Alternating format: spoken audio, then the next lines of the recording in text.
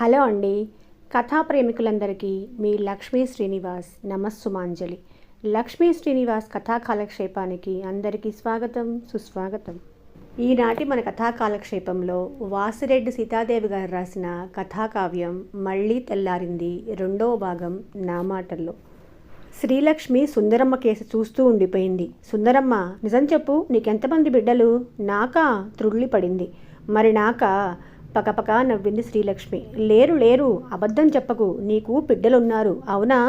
అవునవును ఉన్నారు. ఒకరి కాదు, ఆరుగురు బిడ్డల్ని కనిపించాను. పాపిష్టిదాన్ని, బిడ్డలు లేరని అబద్ధం చెప్పాల్సి వచ్చింది. ఏ తల్లి ఉన్న బిడ్డల్ని లేరని చెప్పదు. నేను కొంగుతో ముఖం కప్పుకొని బావురుమని ఏడవసాగింది. శ్రీలక్ష్మి గాబరా పడిపోయింది. ఊరుకో, ఏడవకు, నువ్వేం తప్పు చేయలేదు. అలాంటి బిడ్డలు ఉన్నా ఒకటే, లేకపోయినా. వద్దు అలా అనకు. వాళ్ళు ఉన్నారు, ఉండాలి. నా ఉద్దేశం తల్లిని అనాథాశ్రమంలో చేర్చిన పిల్లలు లేని వాళ్ళ కిందే జమ అని. వాళ్ళు చేర్పించలేదు, నేనే వచ్చాను. వాళ్లకు నేను ఇక్కడికి వచ్చినట్లు తెలియదు. అదేలే, నువ్వు వాళ్ళ దగ్గర ఉండలేకేగా ఇక్కడికి వచ్చావు. ఆ అవమానాలు భరించలేకనేగా. అవునమ్మా, నేను అర్థం చేసుకోగలను. అవమానాలు భరించలేకే ఇక్కడికి వస్తాం. సుందరమ్మ చువ్వున తలెత్తి చూసింది. అంటే నువ్వు కూడా? అవును, నేను కూడా అందుకే వచ్చాను. చాలామంది అందుకే వస్తారు, కానీ చెప్పరు. అలా చెప్పుకోవాలంటే అభిమానం అడ్డొస్తుంది. అందుకే నువ్వు, నేను, మనలాంటి వాళ్ళందరూ అబద్ధాలు చెప్తారు. వాళ్ళు బాగానే చూస్తారు అని, వాళ్ళని బాధ పెట్టడం ఎందుకని మనమే వచ్చామని చెప్తుంటాం. సరేలే, బాగా అలసిపోయావు, పడుకో. మనకు జరిగిన అవమానాలను కలబోసుకోవటానికి చాలా రోజులున్నాయిలే, పడుకో అని శ్రీలక్ష్మి మంచం చివరికి జరిగి స్టూలు మీదకు దిగి 2 చేతులతో స్టూలును తోసుకుంటూ బయటికి వెళ్ళింది. సుందరమ్మకు మనసు తేలిక పడినట్లుగా అనిపించింది. చెప్పేశాను, నేను గుడ్రాల్ని కాదు అని చెప్పేశాను. గుండెల మీద బరువును దించేసుకున్నాను. నేను చచ్చిపోయాక శ్రీలక్ష్మి అందరికీ చెప్తుంది, నేను గుడ్రాల్ని కాదని చెప్తుంది. 6 బిడ్డల తల్లినని చెబుతుంది. సుందరమ్మ ఆలోచిస్తూ మంచం మీద వాలిపోయింది. ఆ రాత్రంతా కలత నిద్రలోనే గడిపింది. మధ్యరాత్రి ఎవరో వీపు మీద తరిచినట్టు తుళ్ళిపడింది. మంచినీళ్ళు. సుందరమ్మ చెవును లేచి కూర్చుంది. ఆయేషా అరుస్తోంది. సుందరమ్మ మంచినీళ్ళ గ్లాసుతో ఆయేషా మంచం దగ్గరికి వెళ్ళి నీళ్లు అందించింది. ఆయేషా ఆత్రంగా అందుకొని గటగటా నీళ్లన్నీ తాగి ఖాళీ గ్లాస్ అందించింది. ఇంకా కావాలా? వద్దు, నా ఏళ్ళు కూడా తీసుకొని 100 ఏళ్ళు బతుకు తల్లి అంది ఆయేషా. సుందరమ్మకు నవ్వొచ్చింది. ఇదేం దీవెనా? 100 ఏళ్ళు బతకాలా? ఎందుకు? ఒక పిలుపుకే వచ్చి మంచినీళ్ళు ఇచ్చావు. తిట్టలేదు, ముట్టికాయలు పెట్టలేదు అన్నది ఆయేషా.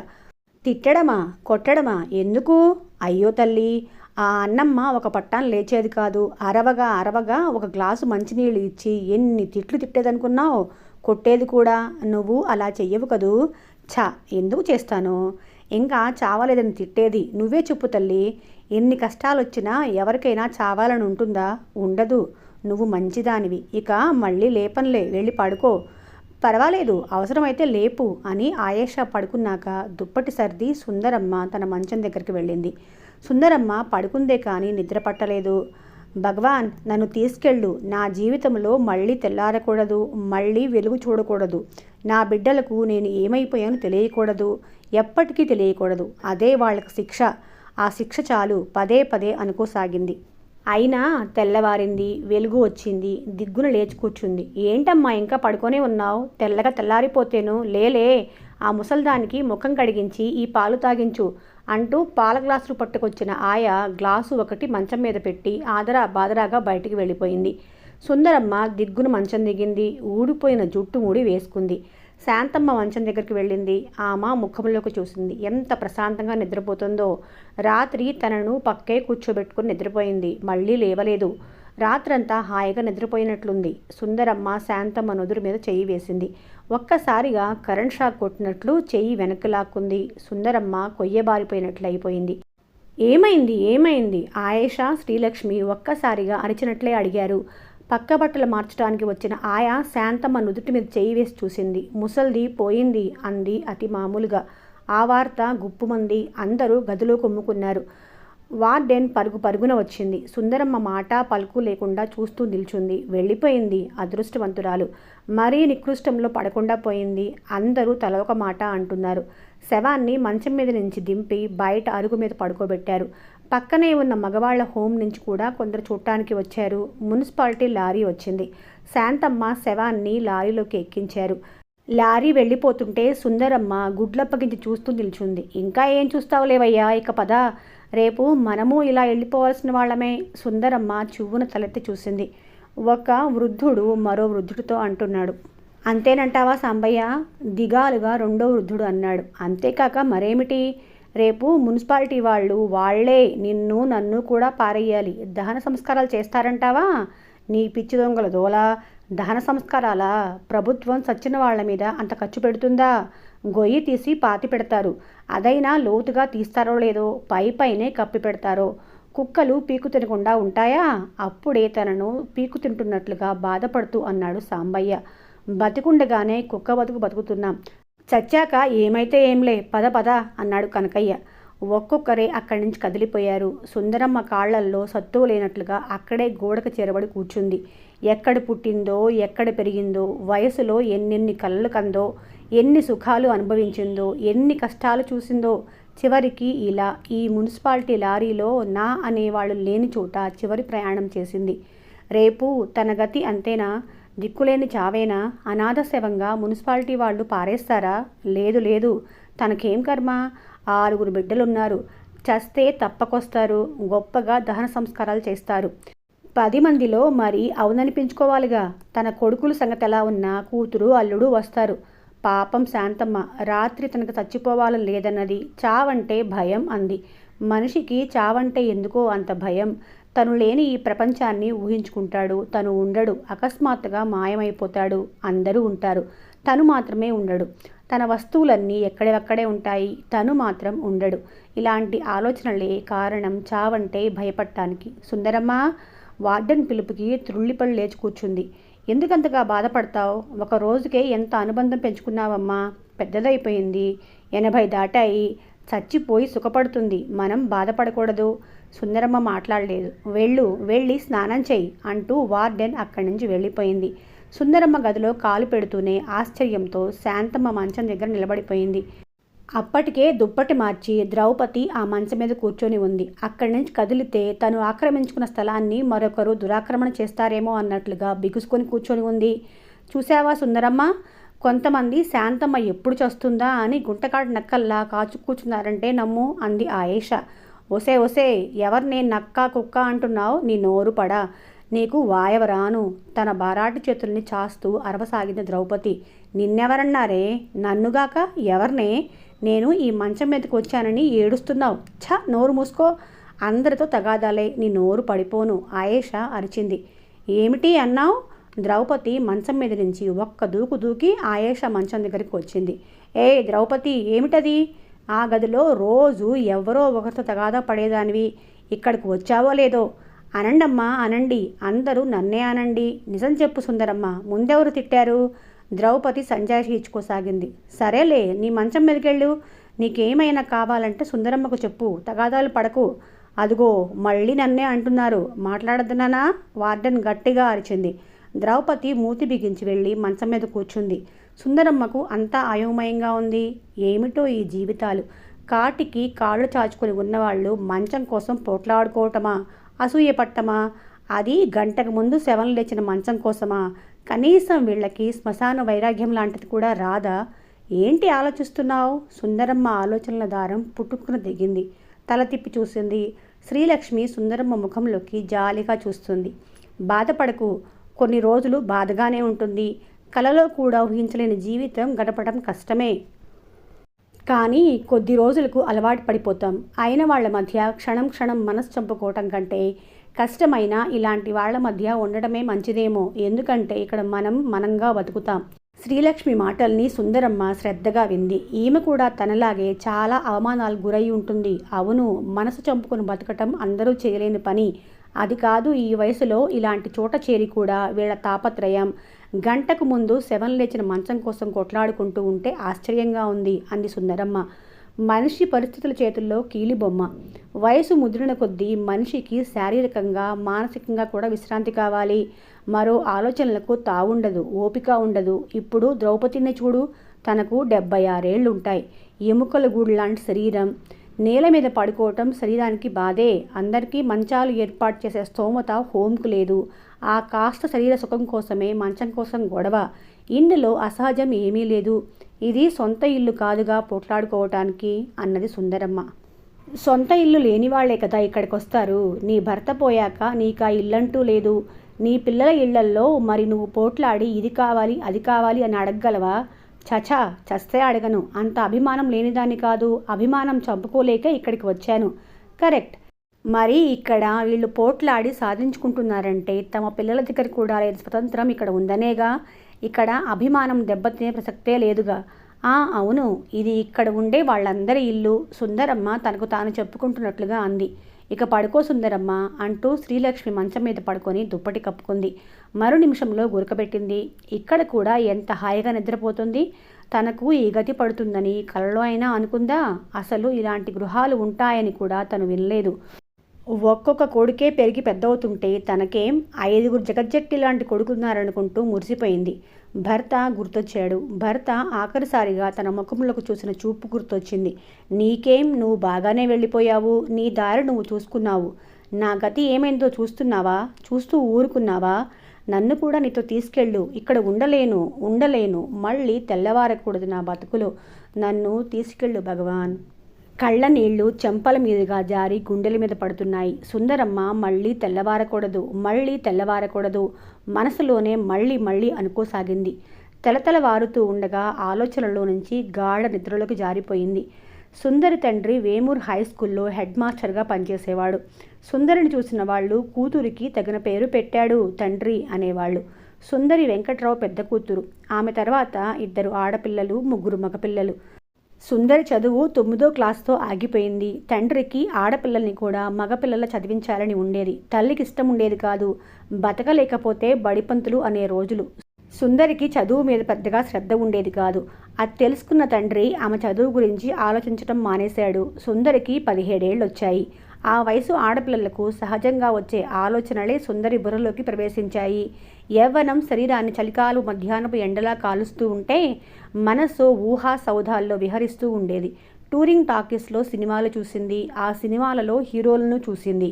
తనను కూడా స్టంట్స్ పిక్చర్లో హీరో ఎవడో వచ్చి ఎత్తుకుపోయి రాక్షస వివాహం చేసుకుంటాడు. ఒక పెద్ద బంగళా, ఆ బంగళా చుట్టూ పూల మొక్కలు, హాల్లో సోఫాలు, టెలిఫోన్, తను తన హీరో, చిన్న బొమ్మలు, బుజ్జి పిల్లలు. సుందరి కలలు ఇలా ఉంటే వాస్తవం 15 ఏళ్ల ఆడపిల్ల తల్లిదండ్రులకు గుండెల మీద కుంపట్లా ఉంది.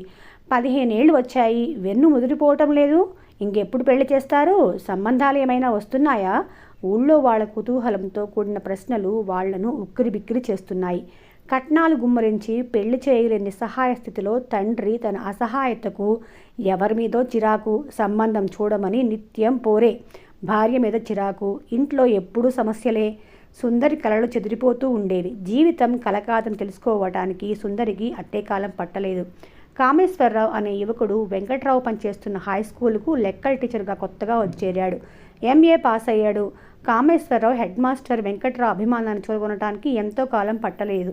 కుర్రాడు బుద్ధిమంతుడు, తెలివైనవాడు, నిజాయితీపరుడు, డ్యూటీ మైండెడ్. కామేశ్వరరావును చూస్తూ వెంకట్రావు అనుకునేవాడు. వెంకట్రావు కామేశ్వరరావును 1-2 సార్లు తన ఇంటికి తీసుకెళ్లాడు. కామేశ్వరరావు సుందరిని చూశాడు. ఆమె సౌందర్యానికి ఆకర్షితుడయ్యాడు. ఆ ఇంటి పరిస్థితులను అర్థం చేసుకున్నాడు. మాస్టారు, మీకు అభ్యంతరం లేకపోతే మీ అమ్మాయిని నేను పెళ్లి చేసుకుంటాను అన్నాడు ఒకరోజు వెంకట్రావుతో. వెంకట్రావుకు తను విన్నది నిజం అనిపించలేదు. తన మనసులో ఆ కోరిక ఉండటం వల్ల అలా అన్నట్లు వినిపించిందేమో అన్న అనుమానం కలిగింది. కామేశ్వరరావు ముఖంలోకి చూశాడు. ఏం మాస్టారు, నేనేమైనా తప్పుగా అన్నానా? వెంకట్రావుకు తను విన్నది నిజమేనని నమ్మకం కలిగింది. ఇది నిజమా? కామేశ్వరరావు లాంటి యువకుడు తన బిడ్డకు ఏమో తన దగ్గర డబ్బు బాగా ఉంటుందనుకున్నాడేమో. ఏమిటి మాస్టారు అలా చూస్తున్నారేం? మీ సంస్కారం, మీ అమ్మాయి అందం చూసి నాకు అలాంటి కోరిక కలిగింది. తప్పైతే క్షమించండి. బాబూ, ఇది నిజమా? నాకంత అదృష్టమా? కానీ నేను బొత్తిగా కట్న కానుకలు ఇచ్చుకునే వాణ్ణి. మాస్టారు, నన్ను చూస్తే మీకు ఇలా అనిపిస్తుందా? లేదు, కానీ మీ తల్లిదండ్రులు అంగీకరించాలిగా. వాళ్ళు అభ్యంతరం పెడతారని నేను అనుకోను. ఒకవేళ మీకు అనుమానం వద్దు. ఇది నా 100 ఏళ్ల జీవితానికి సంబంధించిన విషయం. నా నిర్ణయాన్ని వాళ్ళు గౌరవిస్తే సరే, కాదన్నా నేను ఈ పెళ్లి చేసుకుంటాను అన్నాడు కామేశ్వరరావు.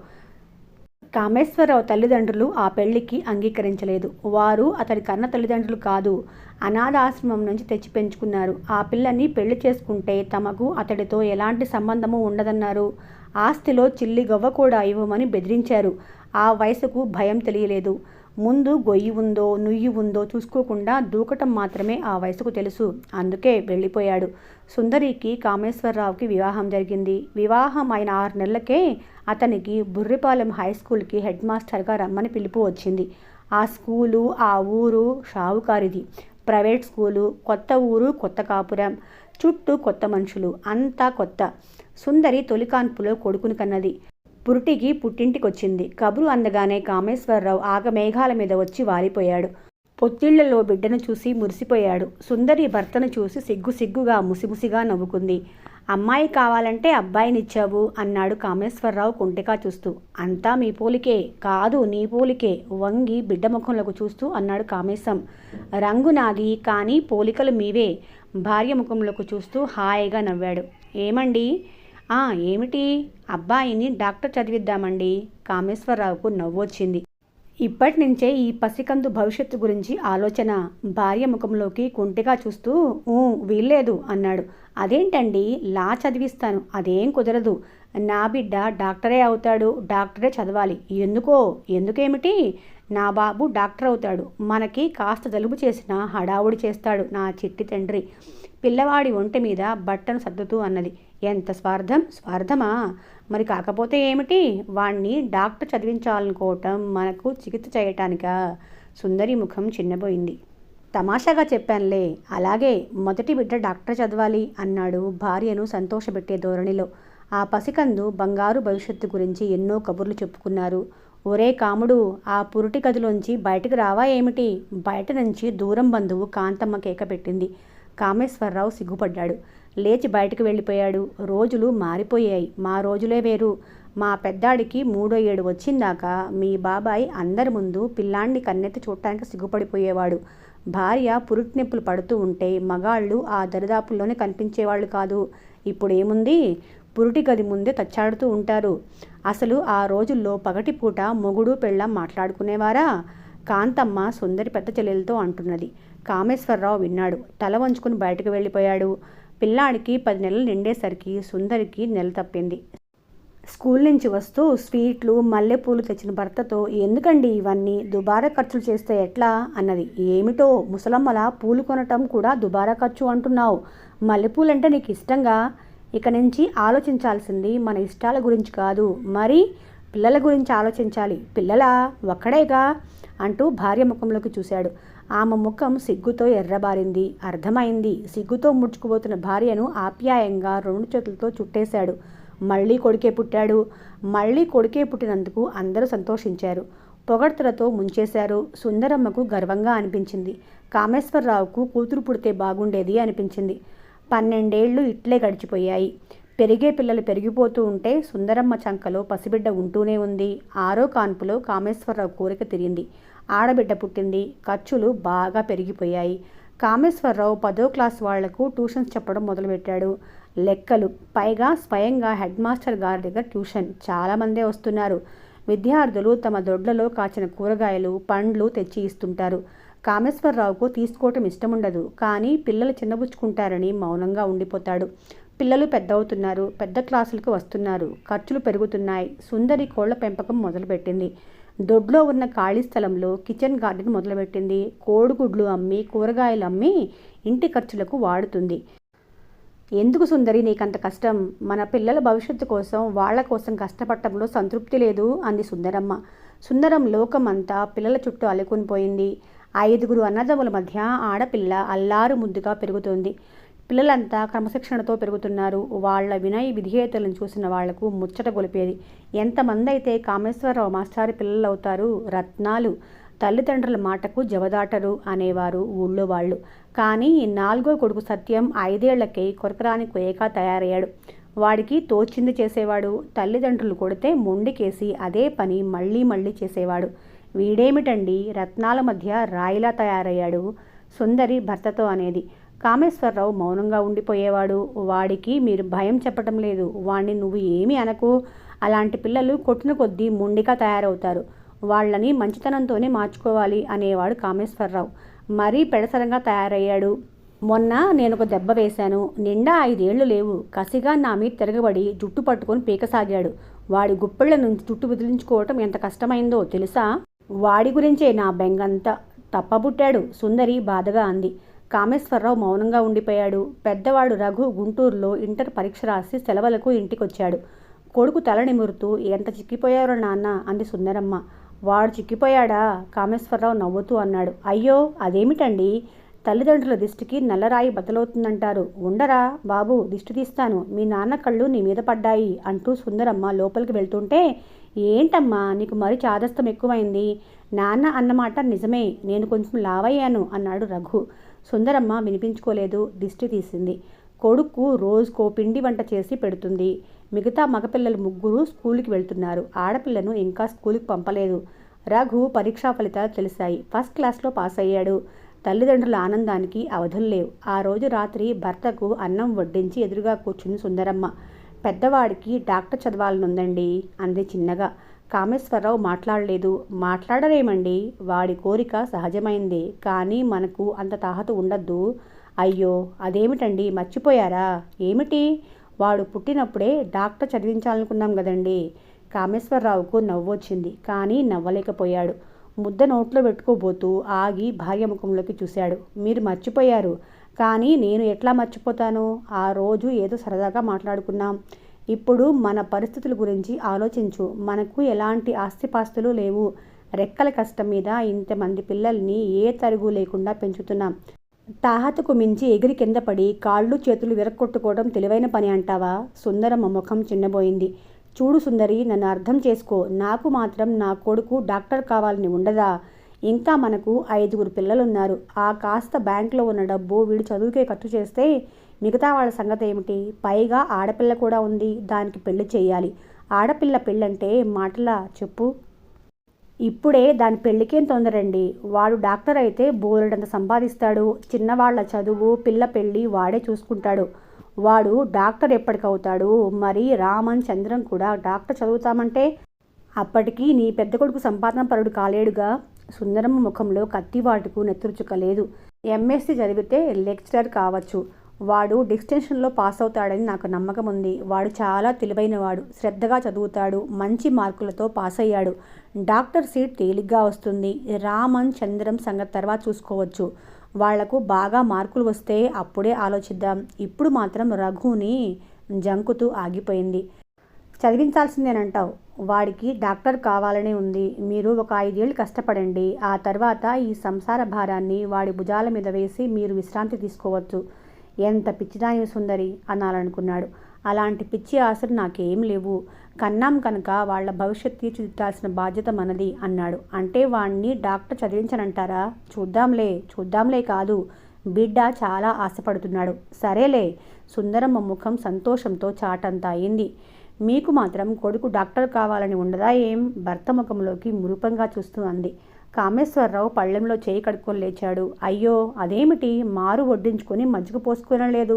వద్దు, కడుపు నిండిపోయింది అంటూ వంటింట్లోంచి బయటకెళ్ళిపోయాడు. కామేశ్వరరావు స్కూల్ నుంచి అలసటగా వచ్చి వసారాలో ఉన్న ఈజీ చైర్లో వాలిపోయాడు. సుందరమ్మ దోసకాయ చెంబుతో మంచినీళ్ళు అందించింది. చెంబెడు నీళ్లు గటగటా తాగి కాళ్ళి చెంబు అందించాడు. సుందరమ్మ వేడివేడి కాఫీ కప్పు అందిస్తూ అంది. ఇవాళ మరీ దివాళా తీసినట్టున్నారేంటి? ట్యూషన్స్ తగ్గించుకోమంటే తగ్గించుకోరు. తగ్గించుకుంటే ఎలా? అది సరే, రెండోవాడు వచ్చాడా? వచ్చాడు. ఇప్పుడే వస్తానని బయటకు వెళ్ళాడు. పరీక్షలు ఎలా రాశాడంట? బాగానే రాశానన్నాడు. మంచి మార్కులు వస్తాయంటున్నాడు. ఇంజనీరింగ్లో సీటు కూడా వస్తుందంటున్నాడు. ఇంజనీరింగా? అవునండి, వాడికి ఇంజనీర్ కావాలనుంది. ఉంటుంది, ఎందుకుండదు? సరేలే, నీళ్లు తోడు, స్నానం చేయాలి. ఆ అమ్మాయి ఏది? అలిగి పడుకుంది.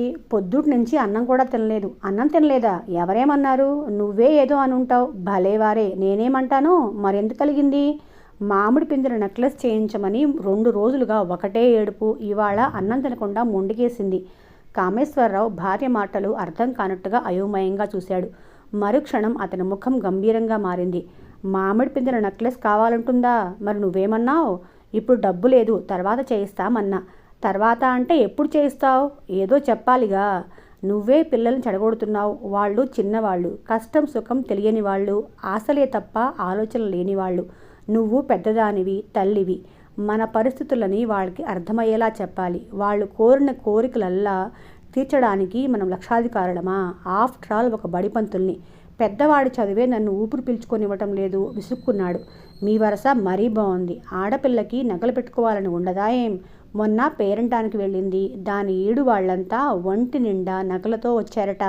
అది బోసి మెడతో వెళ్ళింది. దానికి వాళ్ళ మధ్య కూర్చోవాలంటే సిగ్గేసిందట. ఇంటికొచ్చి ఎంత గుణిసిందో. నువ్వు వెళ్ళావుగా ఆ పేరంటానికి? వెళ్ళాను. అసలు సంగతి చెప్పు. తోటి పేరంటాళ్ల మధ్యనే నువ్వు సిగ్గుపడి ఉంటావు. మీ చూపులు ఎప్పుడు మీకంటే పైవాళ్ల మీదే ఉంటాయి, కిందకు చూడరు. కనీసం నీకు మెళ్ళో బంగారు మంగళసూత్రం తాడైనా ఉంది. నగలు దిగేసుకున్న మెడల్ని ఎందుకు చూస్తావు? నూలు తాడు ఉన్న మెడలకేసి ఎందుకు చూడవు? అయ్యో అయ్యో, నన్నేనా ఆ మాటలు అంటున్నారు? నేను ఏనాడైనా మిమ్మల్ని ఇది కావాలి అది కావాలి అని అడిగానా? నగలు అడిగానా? పట్టుచీరలు కావాలని అడిగానా? సుందరమ్మ గొంతు బొంగురిపోయింది. అది కాదు సుందరి, నిండా 10 ఏళ్ళు లేని ఆడపిల్లకి నగల మీద వ్యామోహం ఏమిటి? అది మన పెంపులో లోపంగా నీకు అనిపించటం లేదా? దానికి చదువు మీద బొత్తిగా శ్రద్ధ లేదు. నువ్వు మరీ ముద్దు చేసి చెడగొడుతున్నావని నా ఉద్దేశం. బాగుంది వరస. దానికి చదువు మీద శ్రద్ధ లేకపోతే నన్నేం చేయమంటారు? అది ఇప్పుడు పెద్ద చదువులు చదివి ఉద్యోగాలు చేయాలా, ఊళ్ళేలా? ఒక అయ్య చేతులు పెట్టిందాకనే మన బాధ్యత. ఆడపిల్లకు కూడా చదువు అవసరమే. వాళ్ళ కాళ్ల మీద వాళ్ళు నిలబడే శక్తి వాళ్లకు ఇవ్వాలి. రేపు నీ కూతుర్ని కట్నం చాలేదని అల్లుడు వదిలేస్తాడనుకో. అయ్యో, అవేం మాటలండి, అశుభం మాటలు. ఇవాళ మీకు మనసు బాగున్నట్టు లేదు. లేవండి, నీళ్లు తోడతాను అంటూ సుందరమ్మ లోపలికి వెళ్ళింది. పెద్ద కొడుకు రఘు విశాఖపట్నంలో MBBS చదువుతున్నాడు. రెండోవాడు రామం గుంటూరులో ఇంటర్ రాసి ఇంటికి వచ్చాడు సెలవులకు. మూడోవాడు చంద్రం ఊళ్ళోనే ఉండి చదివి 10 రాశాడు. 4గోవాడు సత్యం 8 చదువుతున్నాడు. చిన్నవాళ్ళిద్దరూ 6, 4 క్లాసుల్లో ఉన్నారు. సత్యం స్కూల్కి సరిగ్గా వెళ్ళడు. ఇంట్లో పుస్తకం చేత పట్టుకోడు. తండ్రి 1-2 సార్లు కొట్టి వదిలేశాడు. అమ్మాయి సుందరమ్మ. ఎవరు? రామనాథం అన్నయ్య. రండి రండి. అమేశం లేడా? ఉన్నారు, స్నానం చేస్తున్నారు. కూర్చోండి. వదినగారు ఏం చేస్తున్నారు? చూసి చాలా రోజులైంది. ఆమెకు తిరికెక్కడా? పొద్దుట పూజలు పునస్కారాలు. ఈ మధ్య ఎవరో స్వాముల వారు వచ్చి రామమందిరంలో భగవద్గీత మీద ఉపన్యాసాలు ఇస్తున్నాడుగా, అక్కడికి వెళ్తుంది. ఏం రామనాథం, ఈ మధ్య కనిపించడం లేదు? స్నానం చేసి బయటకు వచ్చిన కామేశ్వరరావు పలకరించాడు. అంతలో రమేష్, సునంద చాక్లెట్ చప్పరిస్తూ ఎగురుకుంటూ వచ్చారు. ఎక్కడివి రావి? సుందరమ్మ అడిగింది. రామనాథం మామయ్య కొనిచ్చాడు అంది సునంద చప్పరిస్తూ. ఎందుకన్నయ్యా ఇవన్నీ? అదేంటి చెల్లెమ్మ అట్లా అంటావు? పిల్లలంటే నాకెంత ఇష్టమో నీకు తెలుసుగా. మీ వదినకు ఇక సరే. అందుకేనేమో ఆ భగవంతుడు నాకు సంతానాన్ని ప్రసాదించలేదు. అట్లా ఎందుకు అనుకోవాలి? ఇప్పుడు మీ ఇద్దరికి ఏమంత వయసు మించిపోయిందని? పెళ్ళయి 18 ఏళ్ళు అయింది. ఇంకా ఏం పుడతారు? డాక్టర్ని కన్సల్ట్ చేసి ఉండాల్సింది అన్నాడు కామేశ్వరరావు. అవునన్నయ్య, ఆ పని చేసి ఉండాల్సింది కదా. మీ వదిన చాదస్తం నీకు తెలుసుగా. పూజలు పునస్కారాలు చేస్తుంది, తీర్థయాత్రలు చేస్తుంది, ముడుపులు కట్టింది. డాక్టర్ దగ్గరికి మాత్రం వచ్చేది కాదు. భగవంతుడు కరుణించాలి కానీ డాక్టర్ ఏం చేస్తాడు అంటుంది. ఇంకా ఇప్పుడు ఈ వయసులో డాక్టర్లు ఎందుకమ్మా? సుందరమ్మ ఇచ్చిన వేడి కాఫీ తాగి కాసేపు కూర్చుని వెళ్ళిపోయాడు రామనాథం. పాపం అన్నయ్యకు పిల్లలు లేరనే బాధ తప్ప ఇంకే బాధ లేదు సుందరమ్మ అంది వెళ్ళిపోతున్న రామనాథాన్ని చూస్తూ జాలిగా. నాకే అంత ఆస్తి ఉండి పిల్లలు లేకపోతే ఏం చేసేవాడినో తెలుసా? ఏం చేసేవారేంటి? నువ్వు చెప్పు, ఏం చేసేవాడినో? నన్ను వదిలి మరో పెళ్లి చేసుకునేవారు. అప్పుడు పుట్టకపోతే మరోదాన్ని, అయినా పుట్టకపోతే అయితే ఏం చేసేవారో చెప్పండి. ఒక అనాథ బిడ్డను తెచ్చి పెంచుకునేవాడిని. ఎవరో కన్నబిడ్డనా? ఎవరు కన్నారనే దానికంటే ఎవరు పెంచారన్నది ముఖ్యం. నిజమే అనుకోండి. అయినా తల్లెవరో తండ్రెవరో ఏ కులమో. కులమా? పసిబిడ్డలకు కులమేంటి? ఎవరి దగ్గర పెరిగితే అదే కులం. అయినా కులాల ఏర్పాటు చేసుకుంది మనమేగా. మానవుడు పుట్టినప్పుడు కులాలు లేవుగా. అది కాదండి, బుద్ధులా? మీ అన్నయ్య కొడుకు అలా తయారయ్యాడేం? ఒకే తండ్రికి పుట్టిన ఇద్దరు ఒక బుద్ధి కలిగి ఉండరేం? ఏమో, ఆలోచనలో పడిపోయింది సుందరమ్మ. సత్యం బొత్తిగా పాడైపోతున్నాడండి. వాణ్ణి కాస్త మందలించండి. భోజనం చేసి ఈజీ చైర్లో కూర్చున్న భర్తకు ఒక్కపొడి అందిస్తూ అంది సుందరమ్మ. ఏం చేశాడు? ఎప్పుడు ఆ అల్గా వాళ్ళతో తిరిగే పనే. ఆ గుడిసెల్లో పడి ఉంటున్నాడండి. వాడి స్నేహితులంతా వాళ్లే. బొత్తిగా పుస్తకం పట్టుకోడు. కామేశ్వరరావు మౌనంగా ఉండిపోయాడు. 10 దాటిపోయింది. వాడింకా ఇంటికి రాలేదు. అర్ధరాత్రి దాకా ఈ వయసులో తిరుగుళ్ళేమిటండి? నిండా 14 ఏళ్ళు కూడా లేవు. కామేశ్వరరావు ఉలకలేదు, పలకలేదు. అదుగో వచ్చినట్లున్నాడు, గట్టిగా మందలించండి. సత్యం తల్లిదండ్రుల్ని చూసి చూడనట్టే లోపలికి వెళ్ళిపోబోతున్నాడు. సత్యం ఇలారా. కామేశ్వరరావు మామూలుగానే పిలిచాడు. సత్యం ఆగి వెనక్కు తిరిగి తండ్రి దగ్గరికి వచ్చి నిల్చున్నాడు. ఎక్కడికి వెళ్ళావు? బుర్రకథ చెప్తుంటేను. బుర్రకథ? ఏం కథ? భగవత్ సింగ్ కథ. ఓ అలాగా, బాగా చెప్పారా? చాలా బాగుంది నాన్న. రేపు కూడా ఉంటుంది. నువ్వు కూడా రాకూడదు. ఎక్కడా? సత్యం వెంటనే సమాధానం ఇవ్వలేదు. ఇంకెక్కడా? ఆ మాదిగపల్లిలోనే అయి ఉంటుంది అన్న సుందరమ్మ. అవును జంకుతూ అన్నాడు. నువ్వు తప్పు చేశావు. అవునా? కామేశ్వరరావు కుర్చీ ముందుకు జరిగి నిటారుగా కూర్చున్నాడు. నేనేం తప్పు చేయలేదు. మరి మాదిగపల్లిలో కథ విని వస్తున్నా అని చెప్పడానికి జంకాల్సిన అవసరమేముంది? పైగా భగవత్ సింగ్ కథ విని వస్తున్నావు. ఈయన చాదస్తం కూడా మందలించమంటే వాడు తప్పేం చేయలేదన్నట్లు మాట్లాడతాడేం? సుందరమ్మ మనసులోనే విసుక్కుంది. అది సరే, చదువు నిర్లక్ష్యం చేస్తే ఎలా? నువ్వు రోజు ఇంటికి ఆలస్యంగా వస్తున్నావు. నిండా 14 ఏళ్ళు లేవు. ఇలా బలాదూరు తిరగడం నేను సహించను. నువ్వు బాగా చదివి మంచి మార్కులు తెచ్చుకుంటే నువ్వెక్కడ తిరిగినా నాకు అభ్యంతరం లేదు. సత్యం పలకకుండా నిలబడ్డాడు. సరే వెళ్ళు, అన్నం తిని పడుకో అన్నాడు తండ్రి. అన్నం తిన్నాను. ఎక్కడ్రా? ఆ మాది కొంపల్లోనా? సుందరి, కామేశ్వరరావు మందలిస్తున్నట్లుగా అన్నాడు. సరే వెళ్ళి పడుకో. తండ్రి ఆ మాట అనగానే లోపలికి వెళ్ళబోయాడు. ఒరేయ్, ముందా బట్టలు మార్చుకో. దాదాపు అరిచినట్టే అంది సుందరమ్మ. ఎందుకు? తీవ్రంగా ఉంది సత్యం కంఠం. ఎందుకేమిటి? ఎవరెవరిని అంటుకొని వచ్చావో? అంటుకుంటే ఏం? వాళ్ళు మాత్రం మనుషులు గారా? కుక్కల్ని కోళ్ళని అంటుకుంటాం, కానీ బట్టలు మార్చం. మనుషుల్ని అంటుకుంటే బట్టలు మార్చుకోవాలా? వీడు చాలా ఎదిగిపోయాడు. మంచి ఆలోచనలే, వయసుకు మించిన ఆలోచనలు అనుకున్నాడు కామేశ్వరరావు కొడుక్కేసి ఆశ్చర్యంగా చూస్తూ. కథ కొనసాగుతూ ఉంటుంది. సుందరమ్మ జీవితం ఇంకా ముందు ముందు ఏ మలుపులు తిరుగుతుందో చూద్దాం. నా ఈ ప్రయాణంలో మీరు కూడా భాగమయ్యేందుకు మన ఛానల్ను తప్పకుండా సబ్స్క్రైబ్ చేసుకొని నన్ను సపోర్ట్ చేయండి. ఇప్పటి వరకు విన్నవారు మన కథలకు లైక్ కూడా ఇవ్వండి. మళ్ళీ రేపు కలుసుకుందాం.